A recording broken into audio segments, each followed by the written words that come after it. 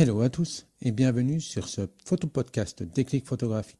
Pour ceux qui ne le savent pas encore, je réalise des interviews audio de personnalités qui m'ont touché par leur motivation, par leur perception du monde qui les entoure. Ces rencontres parlent essentiellement de steampunk, de l'élégance, du monde de la photo, de la vie des artisans.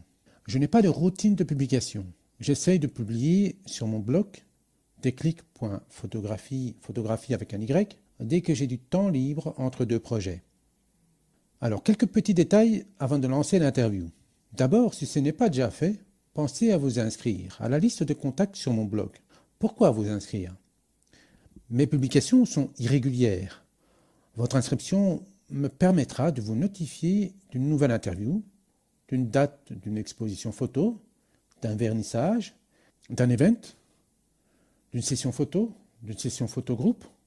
Pour vous inscrire, c'est très simple. Il y a juste 2 étapes.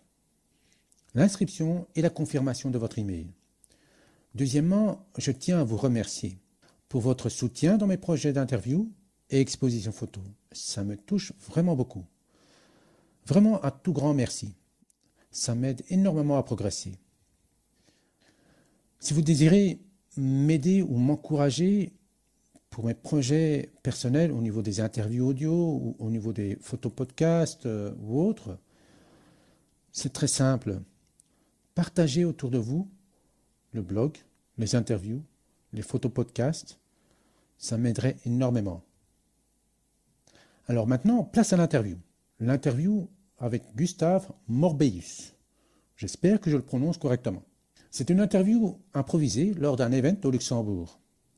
J'ai profité de la présence de Gustave, venu directement d'Ottawa, pour participer à un event au Luxembourg. On a réalisé une petite interview audio en toute simplicité.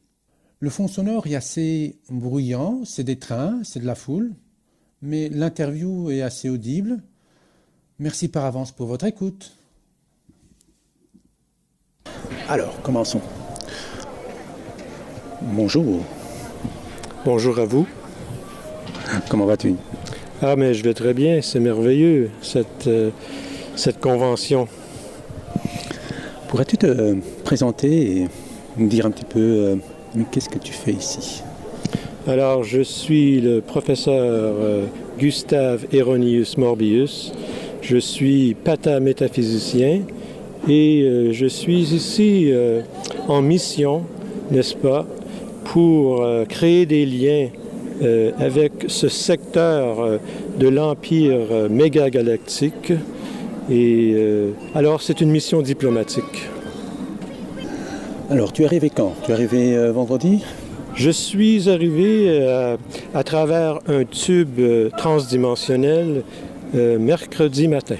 De la capitale de l'Empire, bien sûr, l'Utopium Absurdum. Quelles sont les rencontres que tu as faites jusqu'à présent ? Eh bien, j'entretiens des contacts, n'est-ce pas, très, très proches avec plusieurs membres de la communauté française et de la communauté belge depuis quelques années. Alors, il était grand temps que l'impératrice soit représentée, non pas personnellement, mais par son ambassadeur ici. Et c'est à sa demande que je suis venu. Je travaille, non seulement suis-je le premier patamétaphysicien de l'Empire, mais je travaille très proche avec l'impératrice. Je suis très, très proche. Et elle me confie des missions de différentes natures. Cette fois, c'est comme ambassadeur. Je la représente. Oui, écoute, présente-toi un peu plus en détail. Pour ceux qui ne te connaissent pas du tout, qui es-tu ? Alors, je suis un chercheur. Je suis un chercheur qui, de tout temps, est fasciné par la créativité. Qu'est-ce que la créativité ? Voilà la question que je me pose. Je ne vais pas vous offrir une réponse. La question est que j'ai créé l'Institut de l'unité ambiguë, qui est l'endroit, n'est-ce pas, où je travaille, où je pratique ma recherche.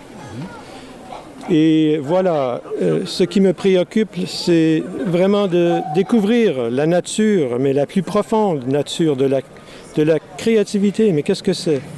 Qu'est-ce que c'est, cette créativité? créativité dans le steampunk? Dans le steampunk, mais à tous les niveaux. À tous les niveaux.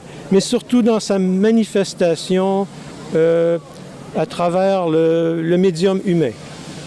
Depuis combien de temps tu es ambassadeur? Ah, ça c'est très récent. Alors, je dirais que c'est une période de 2 ans. J'ai aussi été chef des forces de protection des lignes temporelles, mais j'ai dû démissionner de ce poste, car mon travail demande trop de mon temps.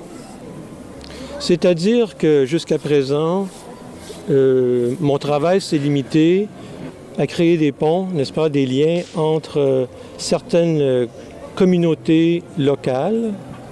Alors pour la première fois, j'ai dû parcourir d'énormes, des distances cosmiques pour rejoindre une communauté que l'impératrice affectionne particulièrement. Laquelle? Eh bien, nous sommes à Anno 1900, qui, depuis 2 jours, accueille des gens d'un peu partout de l'Europe.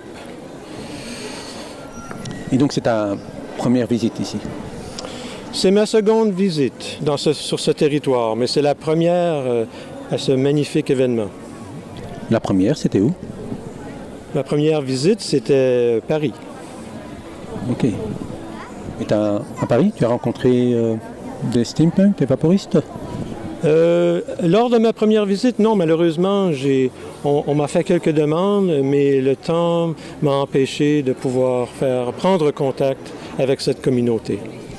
Et ici, à Anno 1900, tu as sûrement dû rencontrer énormément de vaporistes. Ah, mais là, c'est la raison primordiale pourquoi je me retrouve ici aujourd'hui. Et effectivement, je crois que cette mission est un succès, mais alors absolu. Non seulement j'ai pu raffermir des relations qui ont déjà été établies via des systèmes de télécommunication transdimensionnelle, n'est-ce pas, et qui ont pavé le terrain pour ma venue. Alors, donnons un peu plus de détails sur Anno 1900. Anno 1900 est un événement purement steampunk qui se produit au Grand-Duché du Luxembourg, dans une ancienne gare qui a été réaffectée. Ça se déroule chaque année, le dernier week-end de septembre. Donc on a énormément de monde, beaucoup de vaporistes, beaucoup de steampunk en costume. Pour moi personnellement, c'est surtout un événement qui est dédié aux rencontres de vaporistes, de steampunk, qui viennent de Belgique, de la Hollande, d'Allemagne, du Grand-Duché de Luxembourg, de France. Pour toi, quelles sont les rencontres qui t'ont marqué? Alors j'entretiens particulièrement des relations, des échanges avec certains individus de votre magnifique région depuis quelques années. Et je devrais, comme vous me le demandez, sûrement mentionner quelques noms. Oui. Alors, en tout premier lieu, je dois remercier Lolo la costumière pour sa magnifique invitation. Elle est mon hôte lors de ce voyage et je tiens à la remercier du fond du cœur. Oui, elle est exceptionnelle. Mais il y en a d'autres. Il y a aussi M. Marc Darc de la région de Lyon et avec qui je communique depuis un certain temps. Malheureusement, il y avait M. N'est-ce pas, Laurent Celsi de Belgique qui a été un des premiers à prendre contact avec ma personne il y a de cela déjà plusieurs années. Mais malheureusement, il ne pouvait pas être ici lors de ce week-end.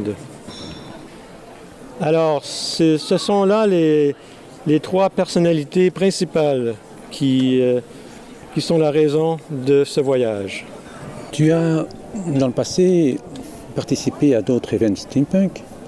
Et pour toi, qu'est-ce qui t'a le plus impressionné ici, en fait, à Anno 1900?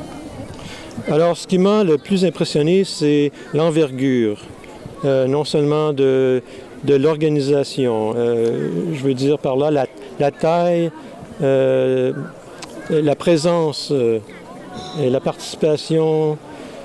C'est énorme. Il n'y a rien à cette échelle, même dans la capitale. Je parle de l'Utopium Absurdum, bien sûr. Alors, je suis émerveillé par la participation et le nombre d'individus qui sont venus, n'est-ce pas, célébrer ce phénomène. Tiens, je voulais parler aussi avec toi au niveau des médias sociaux. Un outil qui sert vraiment de propagation par rapport au steampunk, par rapport au mouvement, par rapport aux événements. Fort utilisé en Europe, au Canada aussi. Absolument. Au Canada, comme on le sait, les distances sont énormes. Alors, il est possible de communiquer, n'est-ce pas, avec de multiples communautés et de façon évidemment instantanée avec toutes ces régions. Alors, bien sûr, puisque le voyage n'est pas toujours possible, les médias sociaux sont essentiels. Oui, je partage ton avis. Est-ce que tu as pour ceux qui veulent s'intéresser un peu plus à ce qui se passe au Canada, est-ce que tu as des portails ou bien des pages ou des références à nous donner?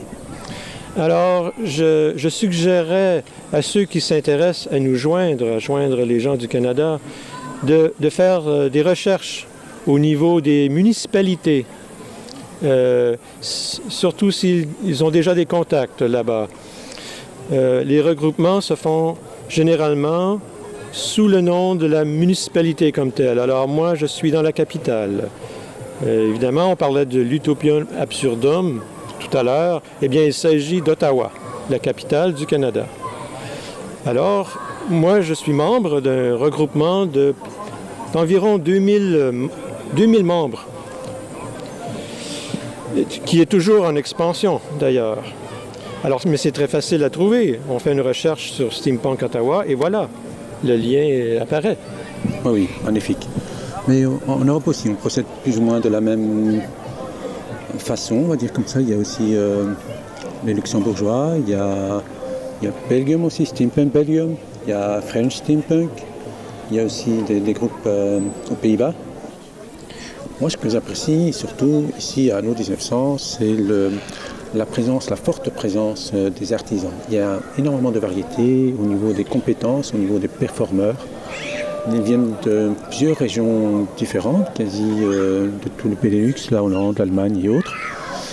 Est-ce que tu as eu l'occasion de parcourir un petit peu les différents stands? Alors oui, bien sûr, j'ai passé une partie de mon temps à observer ce qui se passait, ce que les gens fabriquent, ce qu'ils font. J'ai eu la chance de discuter avec quelques artisans, n'est-ce pas? Mais il faut reconnaître qu'ils sont très occupés en ce moment. Ils sont ici pour vendre leurs produits. Alors, ce n'est pas comme une visite en studio. Mais effectivement, il y a de la variété, il y a des trouvailles pour tous et chacun. Il y a aussi beaucoup de travail au niveau inspiration, au niveau steampunk aussi. Oui, énormément de créativité. C'est une des choses qui me passionne, comme je vous le disais tout à l'heure. Et c'est toujours un plaisir pour moi de pouvoir constater le travail qui s'exécute et de rencontrer les gens qui le pratiquent. Aurais-tu un coup de cœur? Un coup de cœur. Une seconde.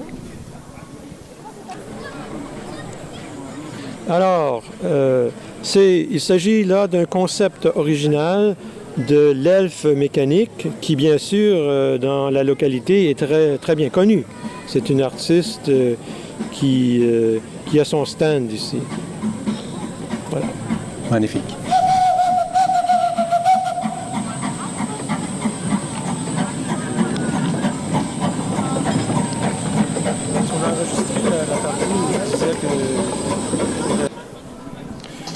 Lorsque je visite alors de façon internationale des sites et que je prends contact avec des créateurs, ou qu'il soit professionnel ou novice, le message que je veux répondre, c'est toujours « Go forth and create ». Allez de l'avant et créer. Alors, c'est un message positif. J'ai également un deuxième message dont je vais prendre cette opportunité pour décimer aujourd'hui. Alors, c'est Steampunk de l'Empire, unissez-vous. Mais alors là, unissez-vous. Merci pour ce moment de partage. Dis-moi, pour ceux qui veulent te retrouver ou te contacter, comment procéder? Où pourrait-on te retrouver sur les médias? Alors, je suis uniquement pour le moment sur le réseau Facebook. Et c'est très simple, vous faites une recherche sur Gustave Morbius et le lien va apparaître. C'est magique, n'est-ce pas? N'est-ce pas? Merci beaucoup. Alors voilà, je suis ravi d'avoir partagé avec vous ce petit moment d'interview à Anno 1900. C'était vraiment une très très belle rencontre pour moi. Et j'ai vraiment profité de l'occasion qu'il était au Grand-Duché de Luxembourg, parce que bon, le Canada c'est quand même assez loin. Bon, peut-être un jour, peut-être. Je ne dirais pas non une petite visite, on verra bien. Allez, merci d'avoir écouté jusqu'au bout. Si vous désirez en savoir plus, le podcast sera diffusé sur technique.photographie/blog. N'hésitez pas aussi à vous abonner au niveau des contacts privés. À bientôt.